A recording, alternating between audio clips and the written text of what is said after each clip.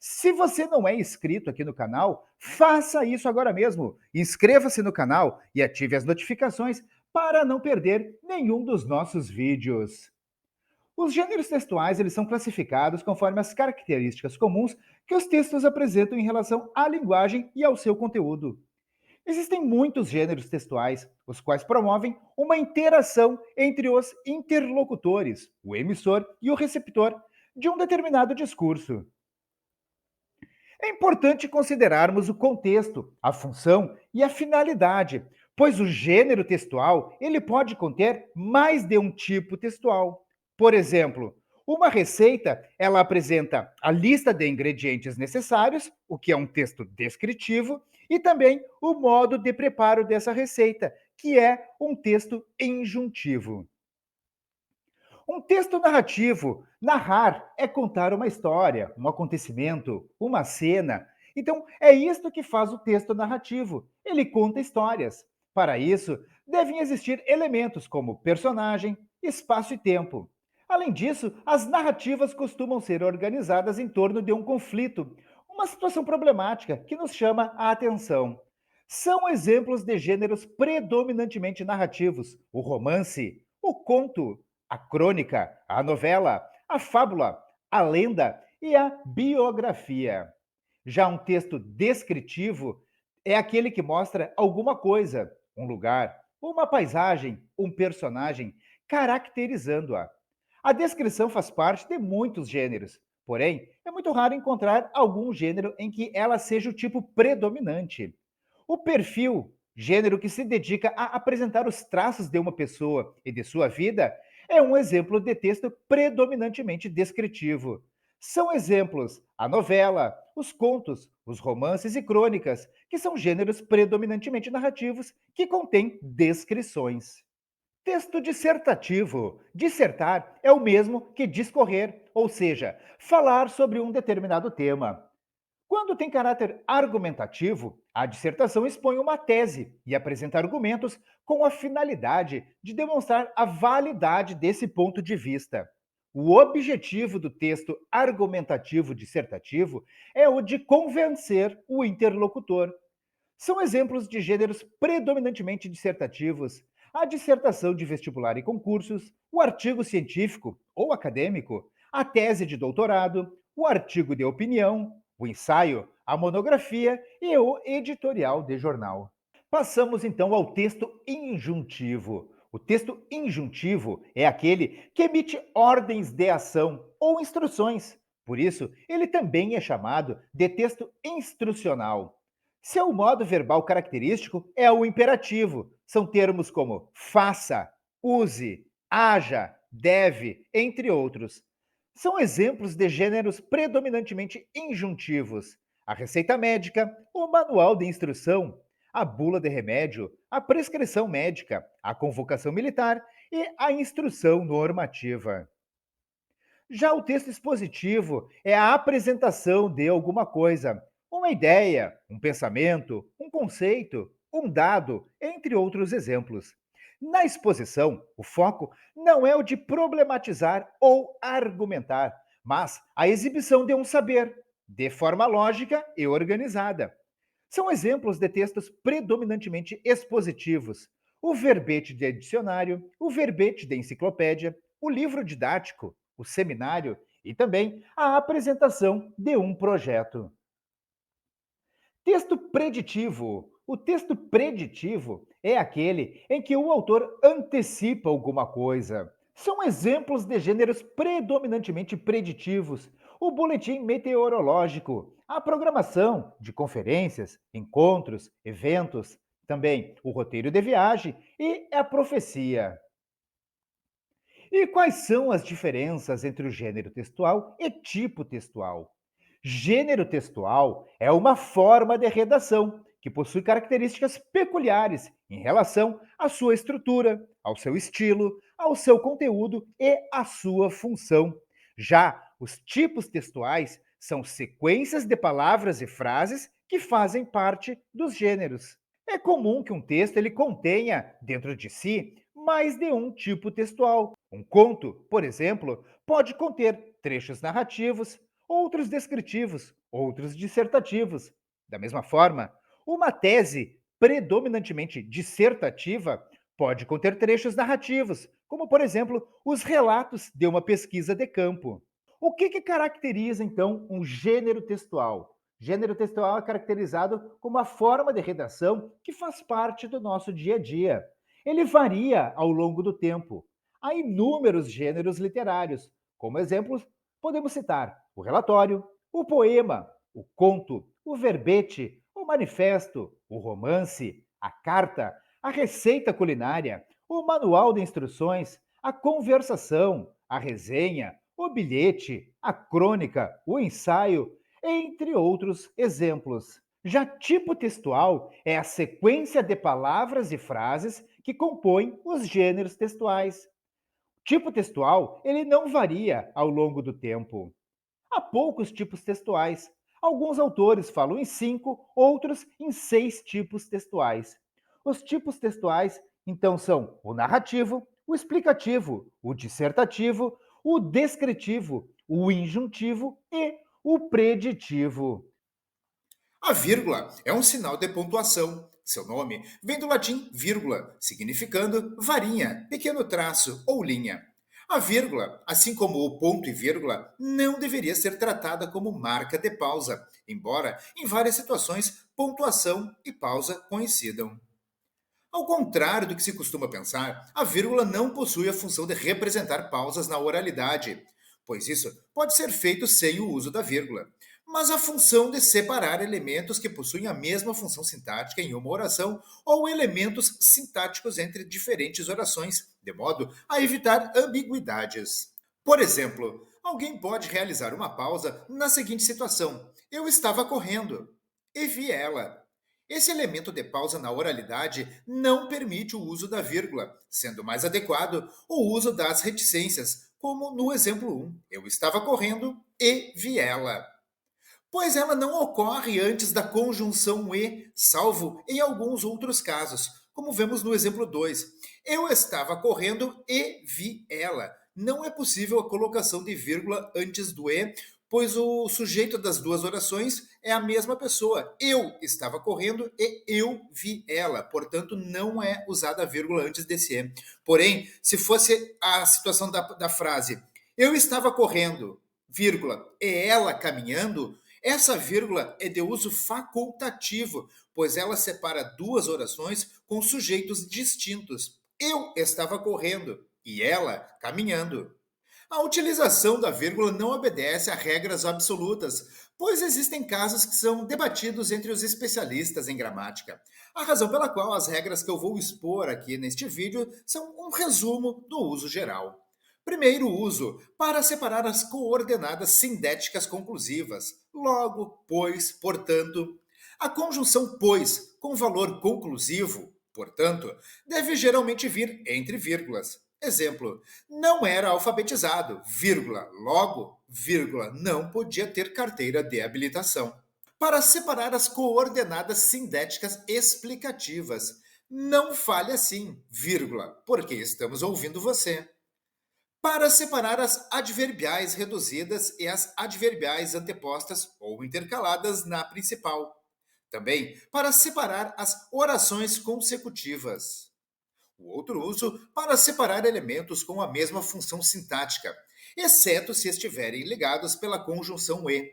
Por exemplo, o João, vírgula, o Antônio, vírgula, a Maria e o Joaquim foram passear.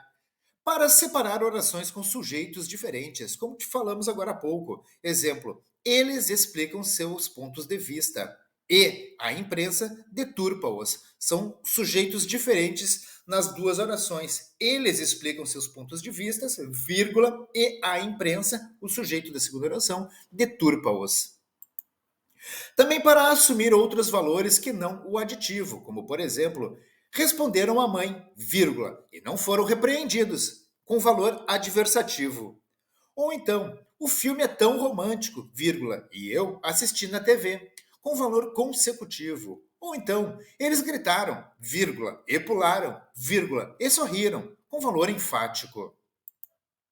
Também o uso quando a conjunção pois é explicativa e equivale a porque, junto e sem acento. A vírgula coloca-se antes. Por exemplo, João não foi à escola, vírgula, pois estava doente. João não foi à escola, vírgula, porque estava doente. Também outra forma de uso é quando a conjunção pois é conclusiva e equivale a portanto. A vírgula coloca-se antes e depois. Por exemplo, a seleção brasileira venceu as eliminatórias sul-americanas. O Brasil é, vírgula, pois, vírgula, um dos favoritos a ganhar a Copa.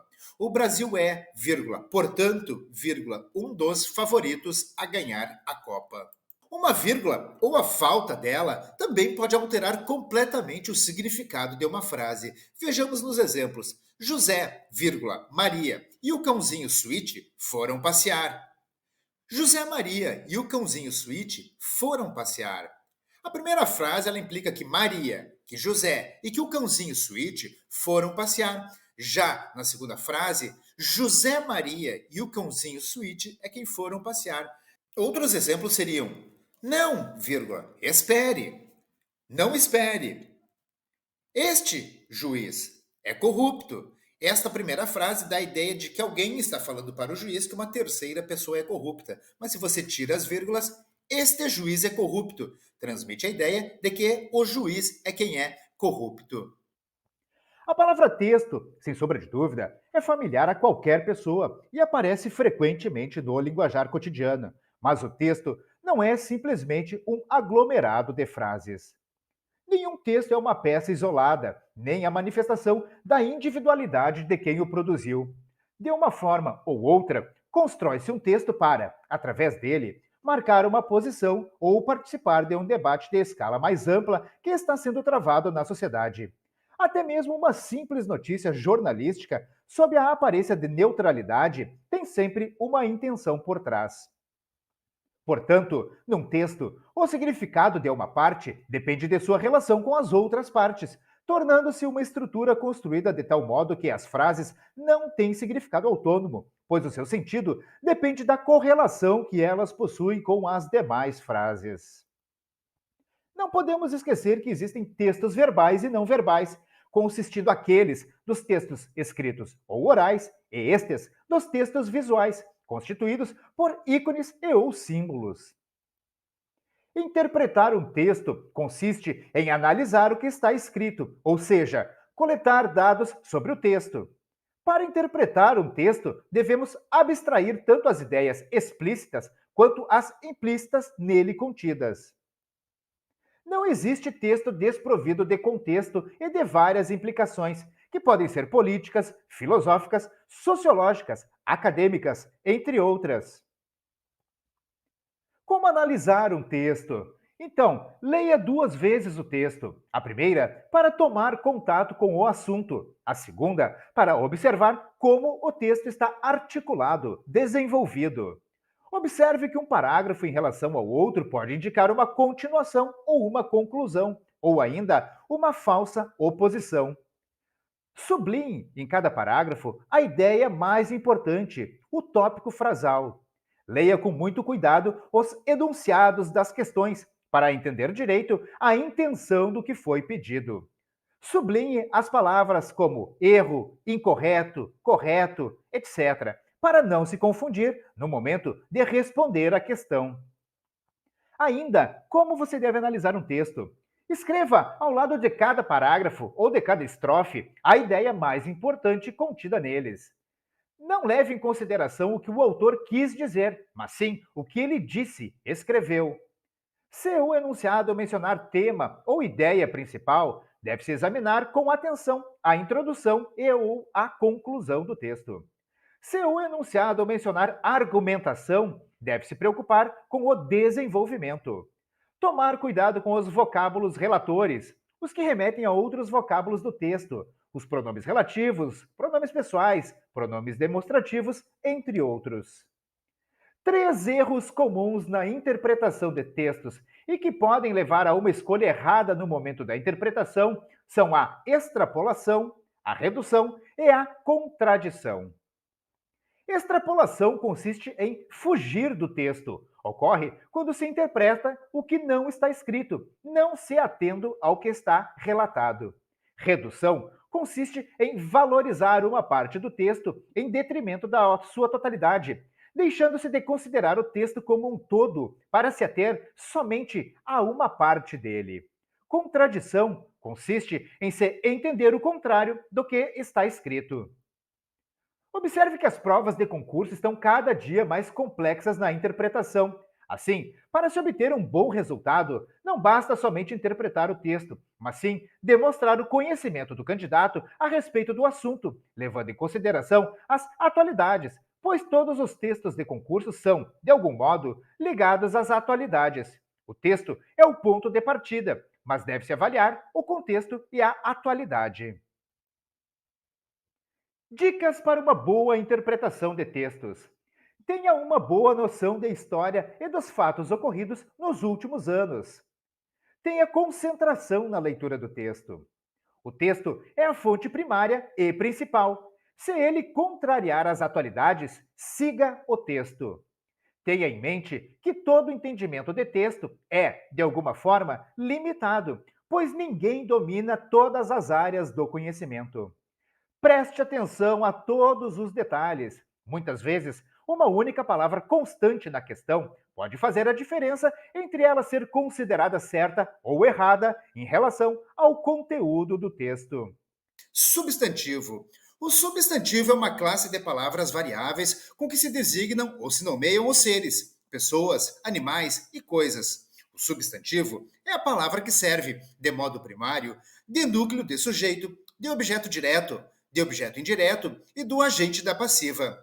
Qualquer palavra de outra classe que desempenhe uma dessas funções equivalerá forçosamente a um substantivo. Em português, o substantivo pode ser flexionado em gênero, número e grau. Adjetivo.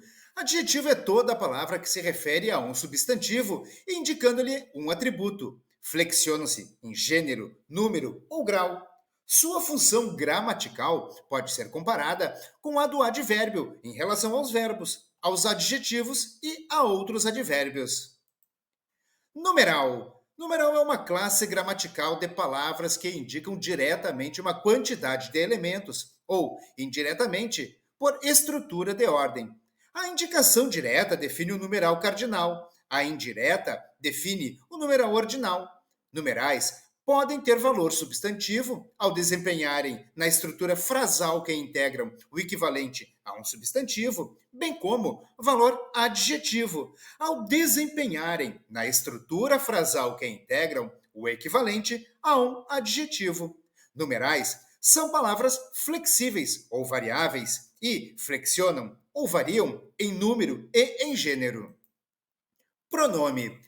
Na linguística, os pronomes são um conjunto fechado de palavras de uma língua que podem substituir, modificar ou retomar substantivos variados ou frases derivadas deles, na formação de sentenças, tratando-se de um tipo particular de proforma. Em geral, os empregos de cada pronome podem depender da natureza gramatical ou semântica do substantivo representado, de sua função gramatical na sentença e das palavras próximas. A associação entre o pronome e a entidade que ele representa é geralmente definida pelo contexto e pode mudar ao longo do discurso. Na língua portuguesa, há algumas dezenas de pronomes, como eu, lhe, que, cujo e isto, que podem substituir substantivos ou frases preposicionais derivadas deles. Pronomes podem, portanto, ter as funções típicas de substantivos, sujeito, objeto e complemento, de adjetivos, modificadores de substantivos, e de advérbios, modificadores de verbos e adjetivos. Pronome oblíquo átono. Pronomes oblíquos átonos ou pronome pessoal oblíquo átono, me, te, se, o, os, a, as, lhe, lhes, nos, vos, são pronomes que indicam pessoas e funcionam nas orações como objeto direto, objeto indireto ou complemento nominal. Pelo fato de serem pronunciados com menos força, são átonos, sendo assim chamados de pronomes oblíquos átonos. Artigo. Dá-se o nome de artigo às palavras que se antepõem aos substantivos, para indicar se esses têm um sentido individual, já determinado pelo discurso ou pelas circunstâncias, chamados definidos, ou se os substantivos não são determinados, chamados indefinidos. Os determinantes artigos indefinidos são uma, uns e umas. Já os determinantes artigos definidos são o, a, os e as. Verbo. Verbo é a classe gramatical de palavra que normalmente tem significado de ação, estado, mudança de estado ou fenômeno da natureza, e que variam em relação ao tempo. Por exemplo, ele plantou milho em sua fazenda. É uma ação no passado. A professora está satisfeita. É um estado presente. Os verbos são classificados em transitivos, intransitivos, impessoais e de ligação. Advérbio. Advérbio é a classe gramatical das palavras que modificam um verbo, um adjetivo ou um outro advérbio. Nunca modifica um substantivo. É a palavra invariável que indica as circunstâncias em que ocorre a ação verbal. Apenas os advérbios de intensidade, de lugar e de modo são flexionados, sendo que os demais são todos invariáveis. A única flexão propriamente dita que existe na categoria dos advérbios é a de grau. A norma gramatical portuguesa reconhece 7 grupos de advérbios: de lugar, de tempo, de modo, de negação, de dúvida, de intensidade e de afirmação. Conjunção. Conjunção é uma das classes de palavras definidas pela gramática geral. As conjunções são palavras invariáveis que servem para conectar orações ou dois termos de mesma função sintática, estabelecendo, entre eles, uma relação de dependência ou de simples coordenação. Já as locuções conjuntivas são um conjunto de palavras que exercem a função de conjunção em um enunciado. São exemplos de conjunções. Portanto, logo, pois, como, mas, e, embora, porque, entretanto, nem, quando, ora, que, porém, todavia, quer, contudo, seja, conforme. Interjeição. As interjeições são palavras invariáveis que exprimem estados emocionais ou mais abrangentes, sensações e estados de espírito, ou até mesmo servem como auxiliadoras expressivas para o interlocutor, já que lhe permitem a adoção de um comportamento que pode dispensar estruturas linguísticas mais elaboradas. Por exemplo, ora, ó, socorro, vixe. A interjeição é considerada palavra-frase, caracterizando-se como uma estrutura à parte, não desempenha função sintática. Passamos agora à questão da crase. O termo crase significa fusão, junção. Em português, a crase é o nome que se dá à contração da preposição a com o artigo feminino a ou as, o a dos pronomes aquele, aquela, o a do pronome relativo a qual e as quais, o a do pronome demonstrativo a ou as. Nunca haverá crase no termo a que, mesmo quando puder ser substituído por a qual. Por exemplo, a questão a que me refiro é esta. A questão a qual me refiro é esta. Quando a que é correto? Ouvimos uma voz igual a que o monstro enjaulado soltava. A que, nesse sentido, é igual àquela que. O sinal que indica a fusão, que indica ter havido crase de dois as, é o acento grave. Passamos à análise sintática. Uma frase é um enunciado, falado ou escrito, que apresenta um sentido completo, podendo conter apenas uma ou várias palavras. Oração é todo conjunto linguístico que se estrutura em torno de um verbo ou locução verbal, apresentando opcionalmente o sujeito, mas obrigatoriamente o predicado. Período é uma frase que possui pelo menos uma oração. Existem os seguintes tipos de período: período simples, constituído de uma só oração, um verbo ou locução verbal. Esta oração é, portanto, uma oração absoluta. Período composto, constituído de duas orações, dois verbos ou locuções verbais. Os períodos compostos são formados por coordenação ou por subordinação. E período misto, constituído por três ou mais orações, três ou mais verbos ou locuções verbais, apresentando a mistura da coordenação e da subordinação.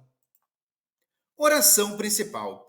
A oração principal de uma frase é a parte que contém a informação principal e aquela que se liga a qualquer oração subordinada, ou seja, é completada por uma oração subordinada. Oração principal é aquela que não tem sentido sem o complemento, a oração subordinada. Exemplo: ela pretendia sair assim que acabasse a prova. Ela pretendia sair, é a oração principal. Assim que acabasse a prova, a oração subordinada. Oração subordinada.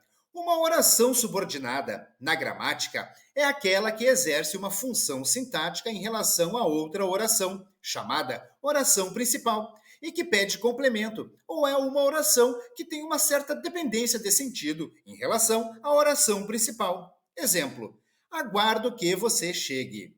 Na frase, há duas orações: aguardo e que você chegue. Como a oração que você chegue está completando o sentido do verbo transitivo direto aguardo, portanto, esta oração exerce função sintática de objeto direto, sendo assim uma oração subordinada substantiva objetiva direta. Dependendo da função sintática que exercem, as orações subordinadas podem ser classificadas em substantivas, adjetivas ou adverbiais. Oração coordenada. A frase, a oração e o período são compostos por coordenação quando têm orações equivalentes, mas sem dependência uma da outra. São sintaticamente independentes. As orações coordenadas podem estar simplesmente justapostas, isto é, colocadas uma ao lado da outra, sem qualquer conectivo que as enlace. Este tipo de oração coordenada chama-se assindética. Exemplos: será uma vida nova. Começará hoje. Não haverá nada para trás. Oração coordenada assindética. A Grécia seduzia-o, mas Roma dominava-o. Oração coordenada sindética. O sujeito é um dos termos essenciais da oração. Geralmente, é responsável por realizar ou sofrer uma ação ou estado. Ele é o termo com o qual o verbo concorda. O predicado é um dos termos essenciais da oração, juntamente com o sujeito.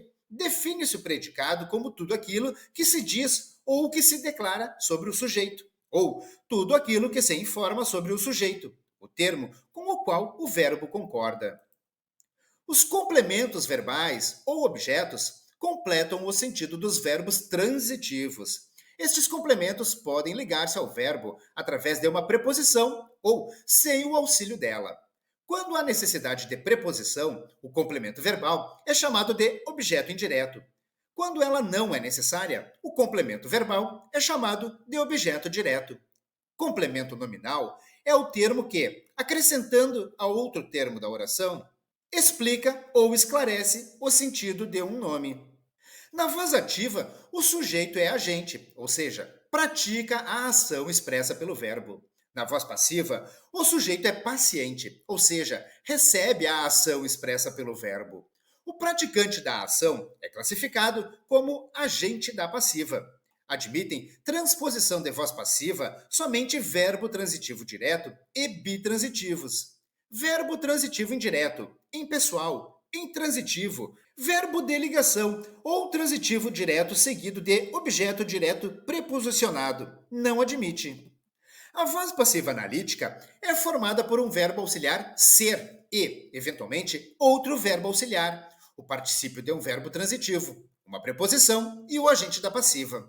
A voz passiva pronominal ou sintética é formada por um verbo na terceira pessoa, do singular ou do plural, junto ao pronome pessoal se, como partícula apassivadora ou pronome apassivador, indicando um agente que não costuma vir expresso na voz passiva sintética, indeterminado.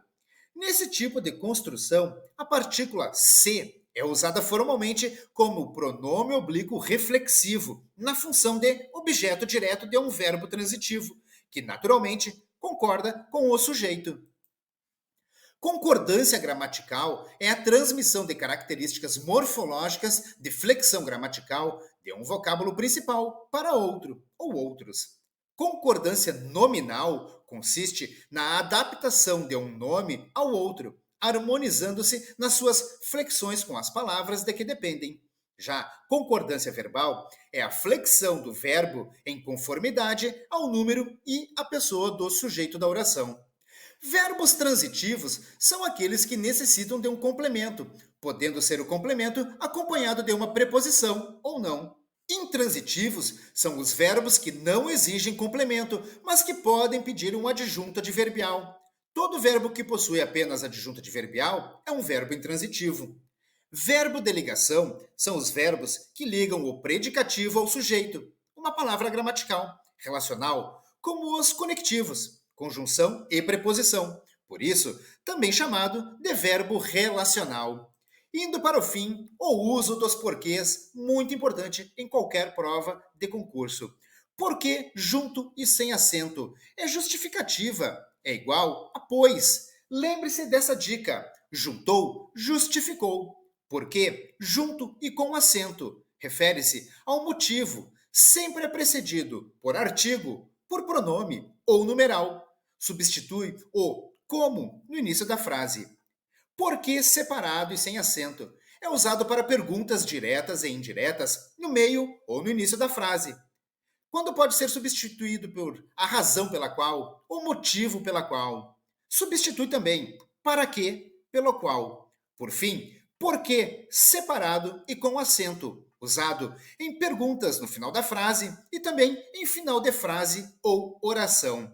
A geografia do Brasil se refere aos aspectos físicos naturais do país, que, com mais de 8,5 milhões de quilômetros quadrados de extensão, é o quinto maior país do mundo. Localizado na América do Sul, seu relevo apresenta-se relativamente suave, composto por grandes bacias sedimentares, das quais destaca-se a Bacia Amazônica, cercada por planaltos de altitudes moderadas.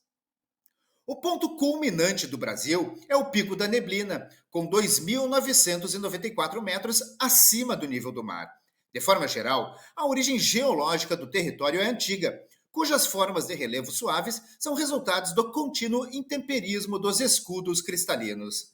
Os escudos cristalinos correspondem a cerca de 36% da crosta brasileira emersa. No Brasil, são conhecidas 3 áreas formadas com essa estrutura, como o escudo das Guianas, no norte do país, o escudo atlântico, na região centro-oeste, e o escudo do Brasil Central, na região centro-norte. A diversidade climática propicia ainda a existência de uma rica biodiversidade, atestada pela alta densidade de espécies nos principais biomas. Destaca-se a floresta amazônica, no norte do país, onde um complexo equilíbrio ecológico proporciona a manutenção da maior floresta tropical do mundo.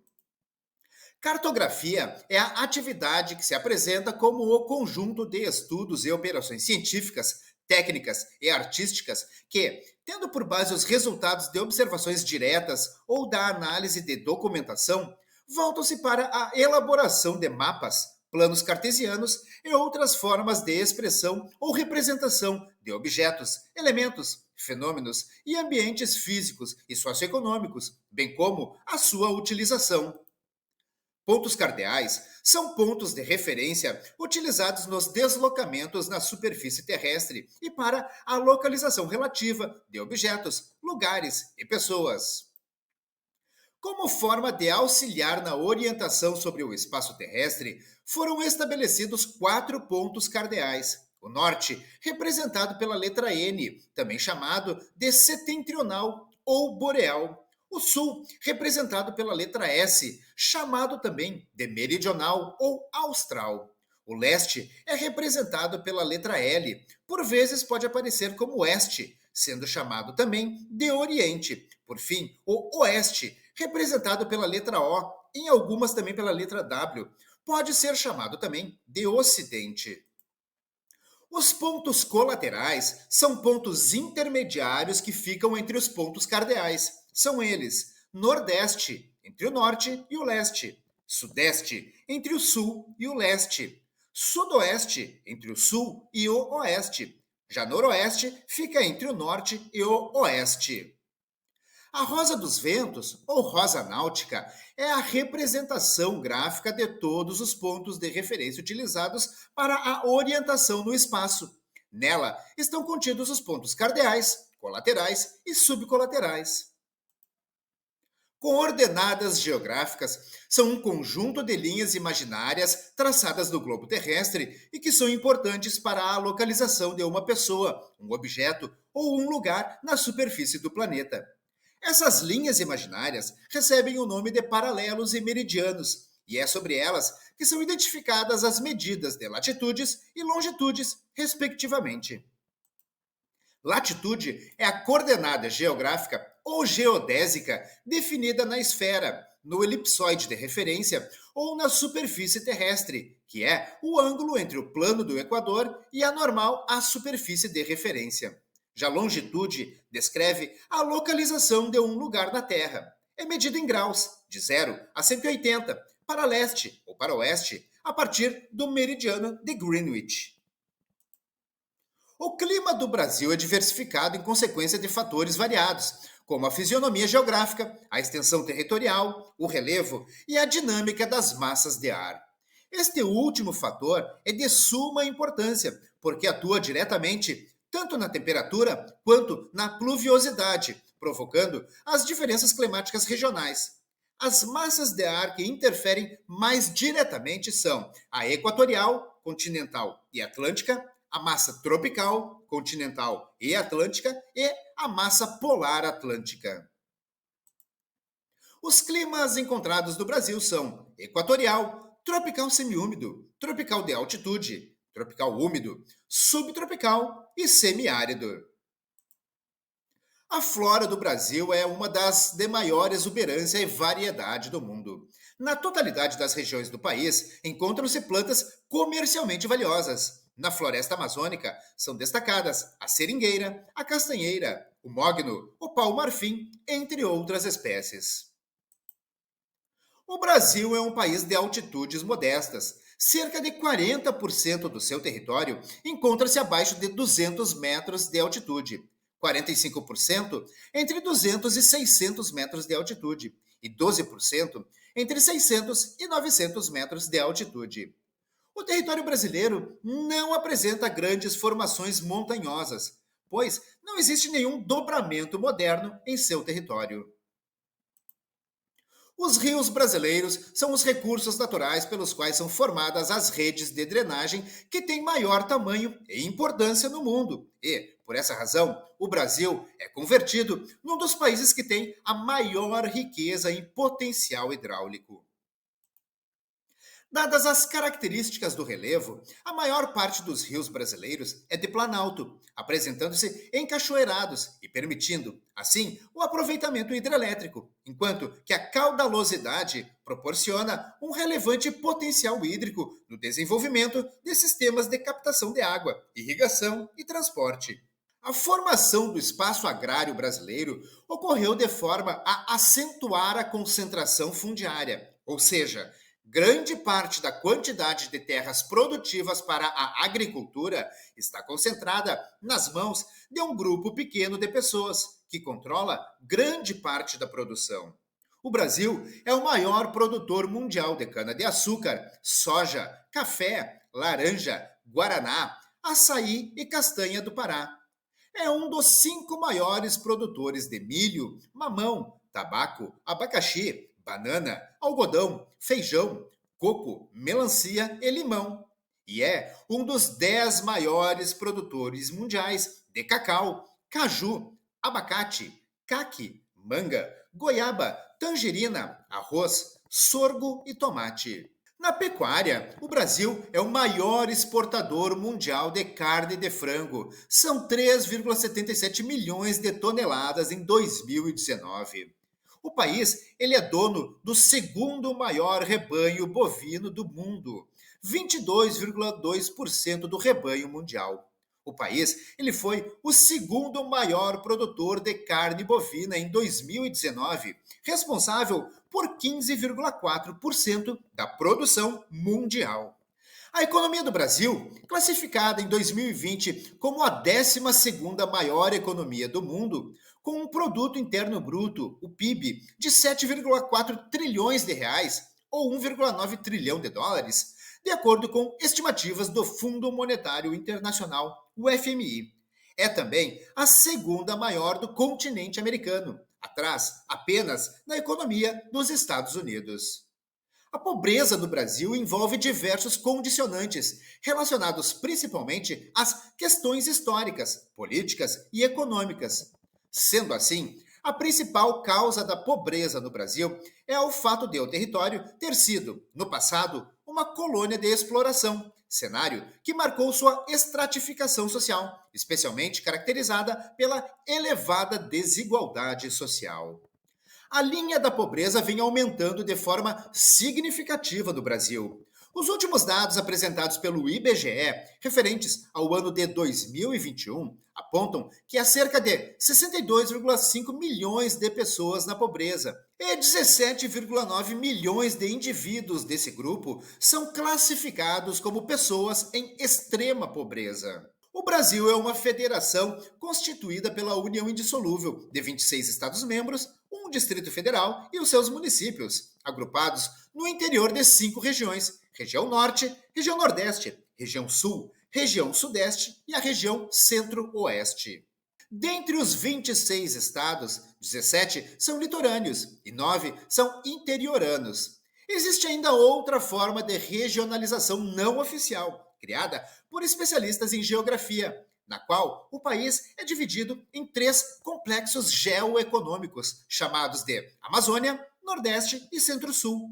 Essas regiões não se baseiam em fronteiras, mas sim em aspectos histórico-econômicos. Há cerca de 5.570 municípios em todo o território nacional. Alguns municípios têm população maior que a de vários países. A cidade de São Paulo, por exemplo, tem mais de 11 milhões de habitantes. Já outros municípios têm menos de 1.000 habitantes. Alguns municípios possuem área maior do que a de vários países no mundo. Por exemplo, Altamira, no Pará, é quase 2 vezes maior que Portugal. Já outros municípios têm menos de 4 quilômetros quadrados. As divisões políticas, elas têm como objetivo o controle administrativo do território nacional e elas foram configuradas de forma cronológica, primeiro com a implementação das donatárias, depois as capitanias hereditárias e as províncias e, finalmente, por fim, os estados e os municípios. Abrangendo uma área territorial de aproximadamente 8.516.000 quilômetros quadrados, isso com inclusão das águas internas. O Brasil é o país de maior extensão da América do Sul.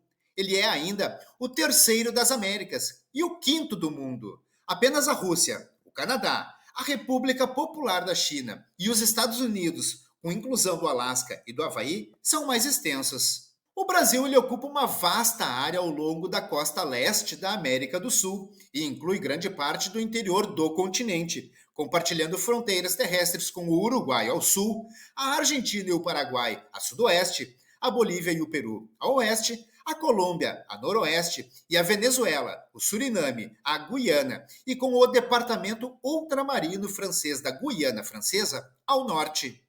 O Brasil compartilha fronteira comum com todos os países da América do Sul, exceto Equador e Chile, e engloba uma série de arquipélagos oceânicos, como Fernando de Noronha, Atol das Rocas, São Pedro e São Paulo e Trindade em Martim Vaz.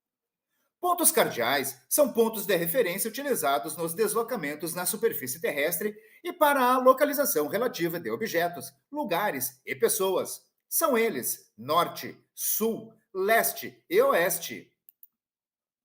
Como forma de nos auxiliar na orientação sobre o espaço terrestre, foram estabelecidos 4 pontos cardeais. O norte é representado pela letra N, é chamado também de setentrional ou boreal. O sul é representado pela letra S, chamado também de meridional ou austral. Já o leste é representado pela letra L, por vezes pode aparecer como oeste, sendo chamado também de oriente. Já o oeste é representado pela letra O e pode ser chamado também de ocidente. Os pontos colaterais são pontos intermediários que ficam entre os pontos cardeais. São eles: Nordeste, entre Norte e o Leste; Sudeste, entre o Sul e o Leste; Sudoeste, entre o Sul e o Oeste; e Noroeste, entre o Norte e o Oeste.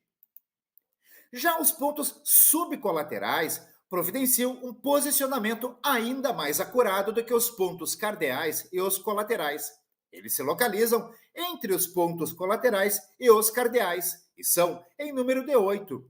Norte-Nordeste, entre o Norte e o Nordeste. Leste-Nordeste, entre o Nordeste e o Leste. Leste-Sudeste, entre o Leste e o Sudeste. Sul-Sudeste, entre o Sudeste e o Sul.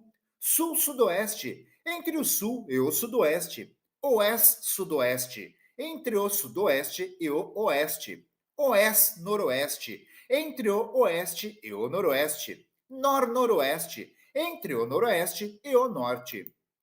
A rosa dos ventos, ou rosa náutica, é a representação gráfica de todos os pontos de referência utilizados para a orientação no espaço. Nela estão contidos os pontos cardeais, colaterais e subcolaterais. Não é incomum, entretanto, encontrarmos figuras que representem apenas os pontos cardeais, 4 pontos, ou que contêm somente os pontos cardeais e colaterais, 8 pontos. As latitudes e longitudes constituem o sistema de coordenadas geográficas que permite a localização com elevada precisão de qualquer ponto na superfície terrestre. Coordenadas geográficas são um conjunto de linhas imaginárias traçadas no globo terrestre e que são importantes para a localização de uma pessoa, um objeto ou um lugar na superfície do planeta. Essas linhas imaginárias recebem o nome de paralelos e meridianos, e é sobre elas que são identificadas as medidas de latitudes e longitudes, respectivamente. Coordenadas geográficas, como dissemos, são linhas imaginárias traçadas sobre a superfície terrestre. Elas permitem a localização precisa de objetos, pessoas e lugares no espaço. As duas coordenadas geográficas são a latitude e a longitude. A latitude e a longitude são, ambas, expressas em graus, minutos e segundos. Como, por exemplo, a capital do Brasil, a cidade de Brasília, está localizada sob as coordenadas 15 graus, 46 minutos e 48 segundos, sul, e 47 graus, 55 minutos, 45 segundos, oeste. As coordenadas geográficas de um ponto na superfície terrestre são determinadas pelo cruzamento do meridiano e do paralelo que passa sobre ele.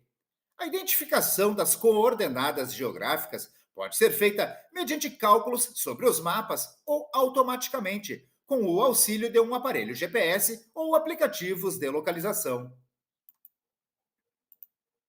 Os mapas são representações cartográficas do mundo à nossa volta. Eles são usados para retratar o planeta como um todo, como, por exemplo, os mapas mundi, ou apenas uma parte dele, como os mapas de continentes, países, regiões, cidades ou até mesmo bairros. Qualquer que seja a sua função, o autor deve sempre incluir os elementos necessários para a construção de um mapa, que são o título, a escala, a orientação, a legenda e a projeção. O título indica o assunto ou tema do mapa em questão. Pode carregar também outras informações necessárias para sua compreensão, como um subtítulo ou período histórico retratado. A escala é a relação entre o tamanho do mapa e o tamanho real da área representada. Para calcularmos a escala, E maiúsculo, dividimos a distância do mapa, D minúsculo, pelo tamanho na realidade, D maiúsculo, em centímetros, tendo a fórmula, então, E maiúsculo igual a D minúsculo dividido por D maiúsculo. Orientação trata-se da representação dos pontos cardeais ou apenas do norte. Normalmente se localiza no canto do mapa. A legenda traduz os símbolos e cores utilizados no mapa para que o leitor consiga identificar o que está representado, mesmo que não tenha conhecimento prévio sobre o assunto. Já a projeção é a forma escolhida para representar o planeta em um plano. O raciocínio lógico-matemático é uma habilidade fundamental para a resolução de problemas em diversas áreas do conhecimento, incluindo a matemática, a filosofia, a informática, entre outras. Ele consiste em utilizar a lógica e a matemática para analisar e resolver problemas de forma clara, estruturada e objetiva. Alguns conceitos básicos que são importantes para o entendimento do raciocínio lógico-matemático incluem proposição, uma afirmação que pode ser verdadeira ou falsa, conectivos lógicos, palavras ou símbolos utilizados para combinar proposições, como e, ou, não, se, então, entre outros. Tabela verdade. É uma tabela que mostra todas as possíveis combinações de valores de verdade para as proposições componentes de uma expressão lógica. Conjuntos são coleções de objetos que compartilham características comuns. Diagrama de Venn, um diagrama utilizado para representar visualmente a relação entre conjuntos e suas intersecções. Proposições simples e compostas. Uma proposição é uma declaração que pode ser verdadeira ou falsa. Uma proposição simples é uma proposição que não pode ser dividida em proposições menores. Já uma proposição composta é uma proposição que é formada pela combinação de duas ou mais proposições simples, usando conectivos lógicos. O que é o raciocínio lógico e por que ele é tão importante nos concursos? O raciocínio lógico é a capacidade de analisar informações, identificar padrões, estabelecer relações e chegar a conclusões válidas e coerentes. Nos concursos, essa habilidade é essencial, uma vez que muitas questões envolvem a interpretação de enunciados complexos, a resolução de problemas e a aplicação correta dos princípios lógicos. Existem alguns princípios fundamentais da lógica que servem como base para o raciocínio lógico. São eles: o princípio da identidade. Esse princípio afirma que algo é idêntico a si mesmo. Em outras palavras, uma proposição é sempre verdadeira quando é igual a si própria. Por exemplo, a frase "o céu é azul" ou "não é" é verdadeira, pois é uma identidade lógica.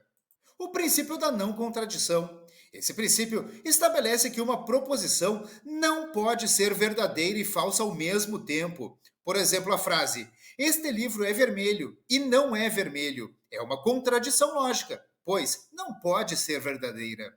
O princípio do terceiro excluído. Esse princípio afirma que uma proposição só pode ser verdadeira ou falsa, não havendo uma terceira opção. Por exemplo, a frase "esta afirmação é verdadeira ou falsa" segue o princípio do terceiro excluído, pois deve ser verdadeira ou falsa, sem outra alternativa. Operadores lógicos são ferramentas que nos permitem combinar proposições e estabelecer relações lógicas entre elas. Alguns dos operadores mais comuns são a negação. A negação é representada pelo símbolo til. Ela inverte o valor de verdade de uma proposição. Por exemplo, se temos a proposição "o sol está brilhando", a negação seria "o sol não está brilhando". Conjunção. A conjunção é representada pelo símbolo do Vzinho ou chapeuzinho, ou pela palavra e. Ela conecta duas proposições, sendo verdadeira somente quando ambas as proposições são verdadeiras. Mais adiante iremos ver as tabelas verdade. Por exemplo, se temos as proposições "hoje é segunda-feira" e "estou de folga", a conjunção seria "hoje é segunda-feira e estou de folga". A disjunção é representada pelo símbolo do V ou pela palavra ou. Ela conecta duas proposições, sendo verdadeira quando pelo menos uma das proposições é verdadeira. Por exemplo, se temos as proposições "o céu está nublado" e "está chovendo", a disjunção seria "o céu está nublado" ou "está chovendo". Disjunção exclusiva. A disjunção exclusiva é representada pelo símbolo do V com um tracinho embaixo ou pela expressão ou. Ela conecta duas proposições, sendo verdadeira apenas quando uma das proposições é verdadeira e a outra é falsa. Por exemplo, se temos as proposições "o aluno é aprovado" ou "o aluno é reprovado", a disjunção exclusiva seria "o aluno é aprovado" ou "é reprovado", indicando que as duas opções são mutuamente exclusivas. Implicação. A implicação é representada pelo símbolo da seta para a direita, ou pela palavra se então. Ela estabelece uma relação condicional entre duas proposições, sendo falsa apenas quando a proposição antecedente é verdadeira e a consequente é falsa. Por exemplo, se temos as proposições se estudo, então aprendo, a implicação seria se estudo, então aprendo. Equivalência. A equivalência é representada pelo símbolo da seta para os dois lados ou pela palavra se e somente se. Ela estabelece uma relação em que duas proposições são verdadeiras ou falsas juntas. Por exemplo, se temos as proposições está chovendo se e somente se o céu está nublado, a equivalência seria está chovendo se e somente se o céu está nublado. Em lógica, inferência ou ilação é uma operação intelectual mediante a qual se afirma a verdade de uma proposição em decorrência de sua ligação com outras proposições já reconhecidas como verdadeiras. Consiste, portanto, em derivar conclusões a partir de premissas conhecidas ou decididamente verdadeiras. A conclusão também é chamada de idiomática. Inferir significa deduzir, concluir, é chegar a uma conclusão final sobre algum fato ocorrido através de seguidas deduções.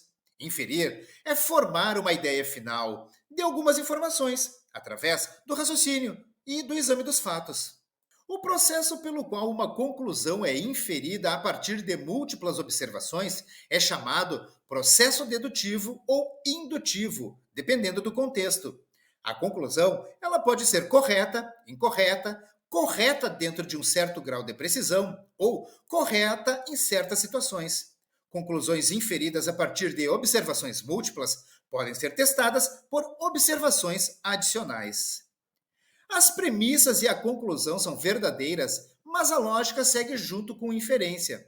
Mas a verdade da conclusão nem sempre se segue da verdade das premissas. A validade de uma inferência depende da forma da inferência. Isto é, a palavra válido não se refere à verdade das premissas ou da conclusão, mas sim à forma da inferência. Uma inferência, ela pode ser válida mesmo se as partes são falsas, e pode ser falsa, mesmo se as partes são verdadeiras. Mas uma forma válida e com premissas verdadeiras sempre terá uma conclusão verdadeira. Um argumento válido com premissas falsas pode levar a uma falsa conclusão. Vejamos. Todas as pessoas gordas são gregas. John Lennon era gordo, portanto, John Lennon era grego. Quando um argumento válido é usado para derivar uma conclusão falsa de premissas falsas, a inferência é válida, pois segue a forma de uma inferência correta. Já um argumento válido pode também ser usado para derivar uma conclusão verdadeira a partir de premissas falsas. Vejamos, todas as pessoas gordas são musicistas. John Lennon era gordo, portanto, John Lennon era um músico. Neste caso, temos duas falsas premissas que implicam numa conclusão verdadeira. Inferência incorreta. Uma inferência incorreta é conhecida como uma falácia. Os filósofos que estudam lógica informal compilaram grandes listas delas, e os psicólogos cognitivos têm documentado inúmeros casos onde tendemos a conclusões errôneas, principalmente em questões mais contraintuitivas. Designa-se por falácia um raciocínio errado com aparência de verdadeiro. Na lógica e na retórica, uma falácia é um argumento logicamente incoerente, sem fundamento, inválido ou falho na tentativa de provar eficazmente o que alega. Argumentos que se destinam à persuasão podem parecer convincentes para grande parte do público, apesar de conterem falácias, mas não deixam de ser falsos por causa disso. Técnicas de inferência. As três principais técnicas de inferência são o modus ponens, o modus tollens e o silogismo. O modus ponens é uma técnica de inferência dedutiva que consiste em afirmar que, se uma proposição A implica em B e A é verdadeira, então B é verdadeira. Por exemplo, se chover, eu levarei um guarda-chuva. Está chovendo, logo, eu estou levando um guarda-chuva. O modo Tollens é uma técnica de inferência dedutiva que consiste em afirmar que, se uma proposição A implica em B e B é falsa, então A é falsa.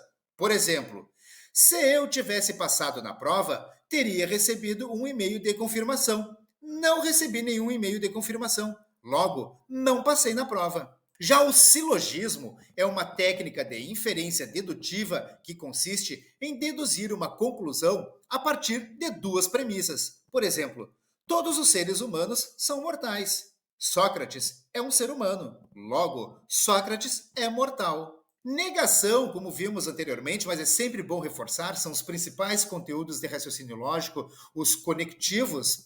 Negação é um conectivo lógico que inverte o valor de verdade de uma proposição. Por exemplo, a negação de P é representada por não P, ali o tio P, e é verdadeira quando P é falsa, e falsa quando P é verdadeira. Conjunção. A conjunção E é um conectivo lógico que conecta duas proposições simples e forma uma proposição composta que é verdadeira apenas quando ambas as proposições simples são verdadeiras. Por exemplo, a conjunção de P e Q é representada por P, chapeuzinho Q, e é verdadeira apenas quando P e Q são verdadeiras. Vejamos a tabela verdade.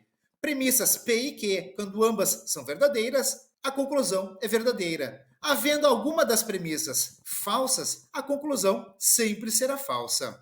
A disjunção, o ou, é um conectivo lógico que conecta duas proposições simples e forma uma proposição composta que é verdadeira quando pelo menos uma das proposições simples é verdadeira. Por exemplo, a disjunção de P ou Q é representada por P, V, Q. E é verdadeira quando pelo menos uma das preposições P ou Q é verdadeira. Vejamos aqui a tabela verdade. Quando as preposições são verdadeiras ou ao menos uma delas é verdadeira, a conclusão é verdadeira. Quando ambas as proposições são falsas, a conclusão também será falsa. Disjunção exclusiva, o ou. No raciocínio lógico, é um operador lógico que expressa a ideia de que pelo menos uma das proposições é verdadeira, mas não ambas. Em outras palavras, quando se utiliza a disjunção exclusiva, o ou, apenas uma das opções apresentadas pode ser verdadeira, excluindo a possibilidade de ambas serem verdadeiras ou ambas serem falsas. Vejamos aqui a tabela verdade. Quando ambas as proposições são verdadeiras ou ambas as proposições são falsas, a conclusão será falsa. Vejamos aqui nos extremos da tabela, quando ambas são verdadeiras é falsa, quando ambas são falsas é falsa. Porém, se uma delas é verdadeira, uma das preposições P ou Q é verdadeira, a conclusão será verdadeira. Condicional, o se então, é um conectivo lógico que conecta duas proposições simples e forma uma proposição composta, que é falsa apenas quando a primeira proposição é verdadeira e a segunda é falsa. Por exemplo, a condicional de P para Q é representada por P, seta para a direita, Q, e é falsa apenas quando P é verdadeira e Q é falsa, conforme você pode conferir aqui na tabela verdade. O bicondicional, o se somente se, é um conectivo lógico que conecta duas proposições simples e forma uma proposição composta, que é verdadeira apenas quando ambas as proposições simples têm o mesmo valor de verdade.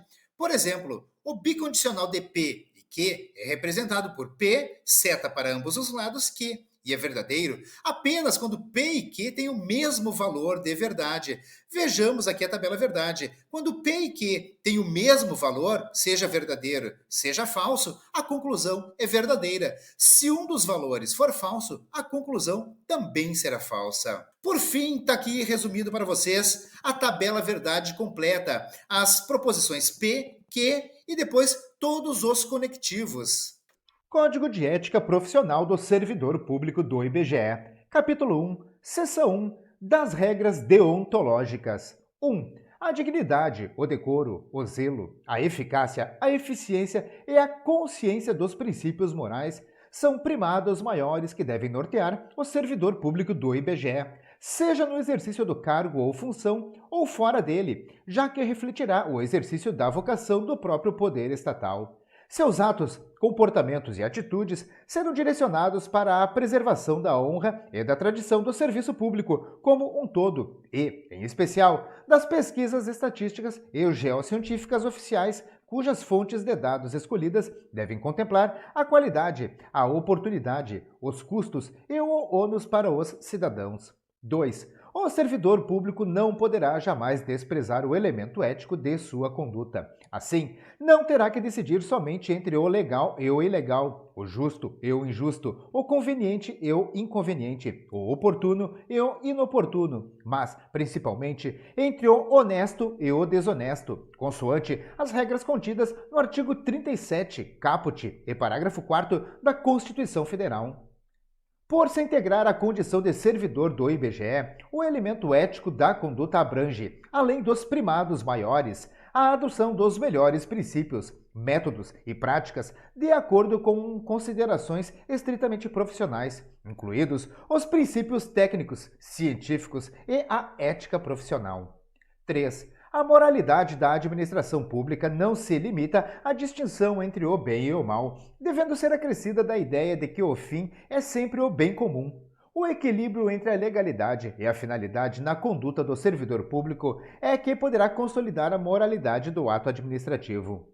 Para melhor exercício de sua função pública no IBGE, o servidor deve ter consciência da relevância das informações estatísticas e geocientíficas, a fim de atender ao direito à informação pública de modo imparcial e com igualdade de acesso. É imprescindível que o servidor do IBGE zele pela qualidade dos processos de produção das informações oficiais, adotando critérios de boas práticas tanto nas atividades finalísticas quanto nas atividades de apoio.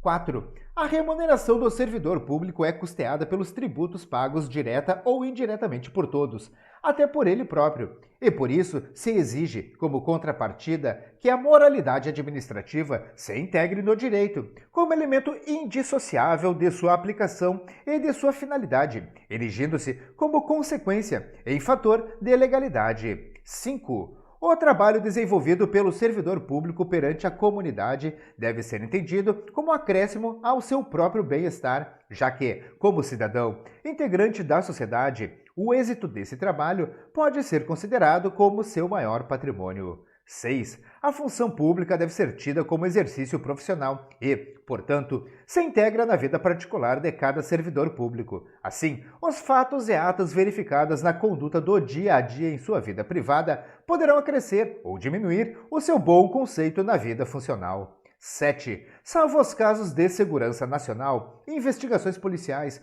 ou interesse superior do Estado e da administração pública a serem preservados em processo previamente declarado sigiloso, nos termos da lei, a publicidade de qualquer ato administrativo constitui requisito de eficácia e moralidade, ensejando sua omissão comprometimento ético contra o bem comum, imputável a quem a negar. Entretanto, os dados individuais de pessoas físicas ou jurídicas coletados pelo IBGE são estritamente confidenciais e exclusivamente utilizados para fins estatísticos. Ademais, leis, regulamentos e medidas que regem a operação dos sistemas estatístico e cartográfico do Instituto devem ser de conhecimento público. 8. Toda pessoa tem direito à verdade. O servidor não pode omiti-la ou falseá-la, ainda que contrária aos interesses da própria pessoa interessada ou da administração pública. Nenhum Estado pode crescer ou estabilizar-se sobre o poder corruptivo do hábito do erro, da opressão ou da mentira, que sempre aniquilam até mesmo a dignidade humana, quanto mais a de uma nação. 9. A cortesia, a boa vontade, o cuidado e o tempo dedicado ao serviço público caracterizam o esforço pela disciplina. Tratar mal uma pessoa que paga seus tributos direta ou indiretamente significa causar-lhe dano moral. Da mesma forma, causar dano a qualquer bem pertencente ao patrimônio público, deteriorando-o por descuido ou má vontade, não constitui apenas uma ofensa ao equipamento e às instalações ou ao Estado, mas a todos os homens de boa vontade que dedicaram sua inteligência, seu tempo, suas esperanças e seus esforços para construí-los. 10. Deixar o servidor público qualquer pessoa à espera de solução que compete ao setor em que exerça suas funções, permitindo a formação de longas filas ou qualquer outra espécie de atraso na prestação do serviço, não caracteriza apenas atitude contra a ética ou ato de desumanidade, mas principalmente grave dano moral aos usuários dos serviços públicos. 11. O servidor deve prestar toda a sua atenção às ordens legais de seus superiores, velando atentamente por seu cumprimento e, assim, evitando a conduta negligente. Os repetidos erros, o descaso e o acúmulo de desvios tornam-se, às vezes, difíceis de corrigir e caracterizam até mesmo imprudência no desempenho da função pública. 12. Toda ausência injustificada do servidor de seu local de trabalho é fator de desmoralização do serviço público, o que quase sempre conduz à desordem nas relações humanas. 13. O servidor que trabalha em harmonia com a estrutura organizacional, respeitando seus colegas e cada concidadão, colabora e de todos pode receber colaboração, pois sua atividade pública é a grande oportunidade para o crescimento e o engrandecimento da nação. O caráter colaborativo e participativo deve estar presente nas atividades estatísticas e cartográficas, privilegiando-se, assim, um contato estreito e harmonioso entre ambas as atividades. Contato essencial para melhorar a qualidade, comparabilidade e coerência dos dados produzidos. Esse espírito colaborativo e participativo deve estender-se à coordenação dos sistemas estatísticos e cartográficos nacionais de responsabilidade do IBGE. Portanto, compete ao Instituto propor, discutir e estabelecer, em conjunto com as demais instituições nacionais, diretrizes, planos e programas para a produção estatística e cartográfica, processo que deve irradiar-se à esfera internacional, especialmente na cooperação bilateral e multilateral, a fim de melhorar as informações estatísticas e geocientíficas oficiais em todos os países, por meio da utilização de conceitos, classificações e métodos que promovam a coerência e a eficiência entre os diversos sistemas estatísticos e cartográficos. Seção 2. Dos principais deveres do servidor público do IBGE. 14. São deveres fundamentais do servidor do IBGE. A linha A. Desempenhar, a tempo, as atribuições do cargo, função ou emprego público de que seja titular. A linha B. Exercer suas atribuições com rapidez, perfeição e rendimento, pondo fim ou procurando prioritariamente resolver situações procrastinatórias, principalmente diante de filas ou de qualquer outra espécie de atraso na prestação dos serviços pelo setor em que exerça suas atribuições, com o fim de evitar dano moral ao usuário. A linha C. Ser probo, reto, leal e justo, demonstrando toda a integridade do seu caráter, escolhendo sempre, quando estiver diante de duas opções, a melhor e mais vantajosa para o bem comum. A linha D. Jamais retardar qualquer prestação de contas, condição essencial da gestão dos bens, direitos e serviços da coletividade a seu cargo. A linha E. Tratar cuidadosamente os usuários dos serviços, aperfeiçoando o processo de comunicação e contato com o público. A linha F. Ter consciência de que seu trabalho é regido por princípios éticos que se materializam na adequada prestação dos serviços públicos. A linha G. Ser cortês, ter urbanidade, disponibilidade e atenção, respeitando a capacidade e as limitações individuais de todos os usuários do serviço público, sem qualquer espécie de preconceito ou distinção de raça, sexo, nacionalidade, cor, idade, religião, cunho político e posição social, abstendo-se, dessa forma, de causar-lhes dano moral. A linha H. Ter respeito à hierarquia, porém, sem nenhum temor de representar contra qualquer comprometimento indevido da estrutura em que se funda o poder estatal. A linha I. Resistir a todas as pressões de superiores hierárquicos, de contratantes, interessados e outros que visem obter quaisquer favores, benesses ou vantagens indevidas em decorrência de ações imorais, ilegais ou aéticas e denunciá-las. A linha J. Zelar, no exercício do direito de greve, pelas exigências específicas da defesa da vida e da segurança coletiva. A linha L. Ser assíduo e frequente ao serviço, na certeza de que sua ausência provoca danos ao trabalho ordenado, refletindo negativamente em todo o sistema. A linha M. Comunicar imediatamente a seus superiores todo e qualquer ato ou fato contrário ao interesse público, exigindo as providências cabíveis. A linha N, manter limpo e em perfeita ordem o local de trabalho, seguindo os métodos mais adequados à sua organização e distribuição. A linha O, participar dos movimentos e estudos que se relacionem com a melhoria do exercício de suas funções, tendo por escopo a realização do bem comum. A linha P, apresentar-se ao trabalho com vestimentas adequadas ao exercício da função. A linha Q, manter-se atualizado com as instruções, as normas de serviço e a legislação pertinentes ao órgão onde exerce suas funções. A linha R, cumprir, de acordo com as normas do serviço e as instruções superiores, as tarefas de seu cargo ou função, tanto quanto possível, com critério, segurança e rapidez, mantendo tudo sempre em boa ordem. A linha S, facilitar a fiscalização de todos os atos ou serviços por quem dê direito. A linha T, exercer com estrita moderação as prerrogativas funcionais que lhe sejam atribuídas, abstendo-se de fazê-lo contrariamente aos legítimos interesses dos usuários do serviço público e dos jurisdicionados administrativos. A linha U, abster-se, de forma absoluta, de exercer sua função, poder ou autoridade com finalidade estranha ao interesse público, mesmo que observando as formalidades legais e não cometendo qualquer violação expressa à lei. A linha V, apresentar, nas análises estatísticas e geográficas, informações que estejam de acordo com as normas científicas sobre fontes, métodos e procedimentos, bem como comentar as interpretações errôneas e o uso indevido de informações estatísticas e geocientíficas. A linha X, zelar pela qualidade dos processos de produção das informações estatísticas e geocientíficas oficiais, adotando critérios de boas práticas, tanto nas atividades finalísticas quanto nas atividades de apoio. A linha Z, divulgar e informar a todos os integrantes da sua classe sobre a existência deste código de ética, estimulando o seu integral cumprimento. A conduta ética do servidor do IBGE deve respeitar a legislação e as normatizações do Ministério do Planejamento, Orçamento e Gestão, assim como as normas internas desta fundação, expressas em suas resoluções, ordens de serviços, portarias, normas de serviço e memorandos. Seção 3. Das vedações ao servidor público do IBGE. 15. É vedado ao servidor público do IBGE, a linha A, o uso do cargo ou função, facilidades, amizades, tempo, posição e influências para obter qualquer favorecimento, para si ou para outrem. A linha B, prejudicar deliberadamente a reputação de outros servidores ou de cidadãos que deles dependam.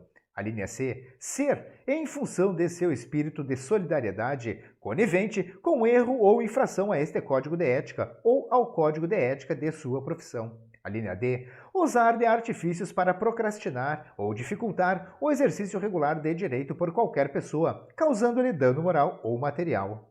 A linha E, deixar de utilizar os avanços técnicos e científicos ao seu alcance ou do seu conhecimento para atendimento do seu mistério.